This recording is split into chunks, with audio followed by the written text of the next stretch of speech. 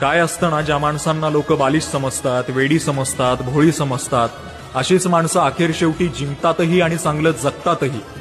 पण जी माणसं स्वतःला शहाणं समजतात, कांड करतात, एखाद्याच्या मागणं काड्या करतात किंवा एखाद्याला फसवतात, अडवणूक करतात, लुबाडणूक करतात, गेमा करतात, अशी माणसं नीट सुखाने जगतही नाहीत आणि जिंकतही नाहीत.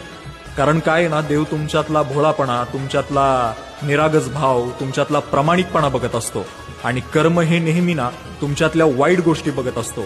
जसं की तुम्ही केलेली एखाद्याची फसवणूक असेल, लुबाडणूक असेल, एखाद्याच्या केलेल्या काड्या असतील, आणि एकदा का एखादा माणूस कर्माच्या कचाट्यात सापडला की पुन्हा सुटका नाही. म्हणून तुम्हाला लोकांनी भोळं म्हटलं तरी चालेल, वेडं म्हटलं तरी चालेल किंवा बालिश म्हटलं तरी चालेल. काय ना, आजपर्यंतचा इतिहास आहे. वेड्या माणसांनी इतिहास लिहिलाय आणि शहाण्या माणसांनी तोच इतिहास वाचलाय. बरोबर आहे ना?